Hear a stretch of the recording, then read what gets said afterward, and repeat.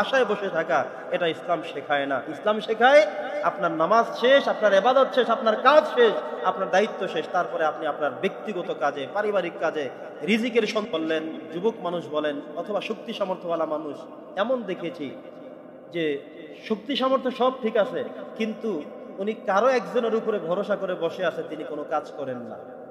দেখবেন আপনাদের কারোর সাথে মিলে কিনা। ওনার ছেলে এখন বিদেশ থাকে, বলছে আব্বা আপনার কোনো কাজ করা লাগবে না, আপনি শুধু হাঁটবেন, খাইবেন আর নামাজ পড়বেন। তিনি হয়তো নামাজ পড়ে ঠিক মতো মোটামুটি, আর বাকি দোকানে পাটে এদিক সেদিক ঘোরাফেরা করে বসে বসে শুধুমাত্র খায়। আসলে আপনার যে শক্তি সামর্থ্য এখনো আল্লাহ রেখেছেন, আর আপনি যে আপনার ছেলে পাঠাবে আর সেইটা খাবেন, আপনার ভাই দিবে সেটা খাবেন, আপনার বাবা দিবে আপনি সেটা খাবেন, এই আশায় বসে থাকাকে ইসলাম জায়েজ বলে নাই। বিষয় হলো আপনার মতো করে আরেকজন মানুষ আপনার থেকে বেশি প্রয়োজন থাকা সত্ত্বেও সেই লোকটা প্যারালাইজড রোগী, ডান হাত অসুস্থ, বাম হাত অসুস্থ, ডান পা অসুস্থ, বাম পা অসুস্থ, তিনি তার শক্তি সামর্থ্যের অভাবে তিনি কাজ করতে পারেন না, রিজিক অন্বেষণ করতে পারেন না, খুঁজতে পারেন না। সেই লোকটা কত কষ্টের মধ্যে আছে। আর আপনাকে আল্লাহ সব দিয়ে রাখলেন, আপনি কোনো কাজ করবেন না, সন্তান দিলে সেটা খাবেন, আপনার বাবা পাঠালে সেটা খাবেন, আপনার ভাই দিলে সেটা খাবেন, এটা ইসলাম সমর্থন করে না। অতএব যতক্ষণ পর্যন্ত আমাদের শক্তি সামর্থ্য আছে ততক্ষণ কারো উপরে অধীনস্থ না হয়ে বরং আমরা নিজেদের কার্যক্রম পরিচালনা করেই আমাদের নিজের জীবন পরিচালনা করতে হবে। সম্মানিত সুধী, তাহলে আমরা তাওয়াক্কুলের মূল সংজ্ঞাটা পেলাম এটা, আমরা আমাদের কাজগুলো অ্যাপ্লাই করব, আমরা আমাদের শক্তি সামর্থ্যকে অ্যাপ্লাই করব, করার পরে এরপরে ফলাফলের জন্য আল্লাহর কাছে অধীনস্থ হয়ে থাকবো। আমি চেষ্টা করব, আমি ছাত্র মানুষ, স্টুডেন্ট মানুষ, আমি একজন চাকরি প্রার্থী মানুষ, আমি আমার জায়গা থেকে কষ্ট করে লেখাপড়া করে পরীক্ষাটা আমি সুন্দরভাবে দিয়ে আসব, তারপরে আল্লাহ ভরসা, আল্লাহ যেন আমাকে ভালো একটি ফলাফল দিয়ে দেন। কিন্তু দেখা গেল যে আমি যখন এই কাজ করলাম না, আমি যখন দেখা যায় যে এই কাজটুকু আমি করতে পারলাম না, তখন দেখা যায় যে আমার বিপদ চলে আসবে। সম্মানিত উপস্থিতি, প্রিয় সুধী, তো যে বিষয়টুকু বলছিলাম যে তাওয়াক্কুল, আল্লাহ ভরসা, আল্লাহর উপর অধীনস্থ, আমি আমার কাজ, আমি আমার পারদর্শিতা, আমি সেটাকে অ্যাপ্লাই করব, ফলাফল চাইবো আল্লাহর কাছে, আমি আমার পরীক্ষা ভালো করে দেবার চেষ্টা করব, ফলাফল চাইবো আল্লাহর কাছে। এভাবে করে সব কিছু আপনি আপনার চেষ্টা কষ্ট সহ যা কিছু প্রয়োজন আপনি সব কিছুই করে যাবেন, অ্যাপ্লাই করবেন, চেষ্টা করবেন, বাস্তবায়ন করবেন, আর ফলাফল চাইবেন শুধুই আল্লাহর কাছে।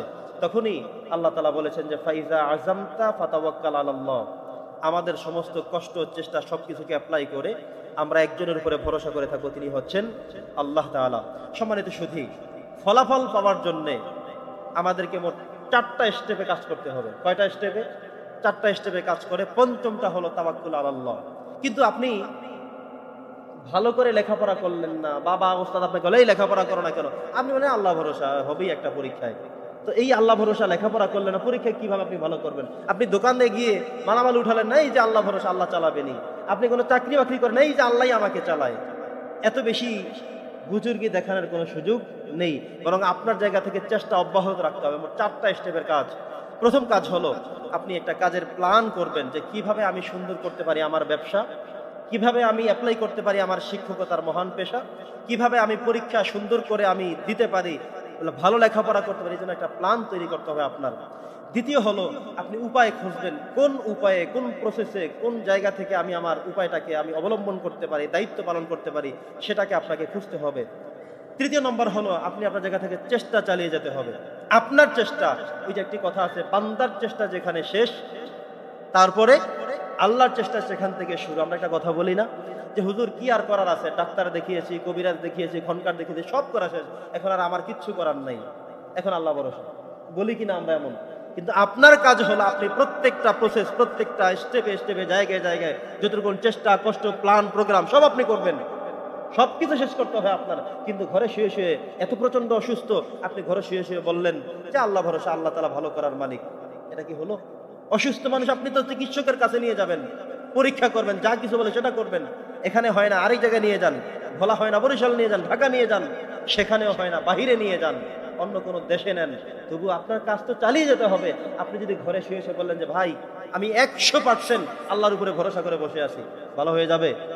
1 গ্লাস পানি হুজুরকে দিয়ে ফু দিয়ে নামালেন, প্যারালাইজড রোগী, হুজুর ফু দিয়ে দেন, একেবারে 100% ভরসা করে আপনি আর কিছুই করলেন না। প্রচন্ড পরিমাণে তাপমাত্রা, জ্বর, আপনি পানি পড়া দিয়ে লাগিয়ে দিলেন, তাবিজ হাতে ঝুলিয়ে দিলেন, দুইটা নাফা খাওয়াই আপনি বললেন যে আমি 100% আল্লাহ ভরসা করে বসে আছি, এটা দিয়ে ভালো হয়ে যাবেন না, এই কথা বলার সুযোগ নেই। আপনার কাজ হলো যত চেষ্টা প্রচেষ্টা কাজ আপনি সব চালিয়ে যাবেন, কিন্তু প্রত্যেকটি কাজের শেষেই আপনি আল্লাহর উপরে ভরসা করবেন যে আল্লাহ ভরসা, আল্লাহ যেন ভালো করে দেন, মুক্ত করে দেন। আল্লাহ বলছেন ফাইজা আযামতা ফাতাওয়াক্কাল আলাল্লাহ।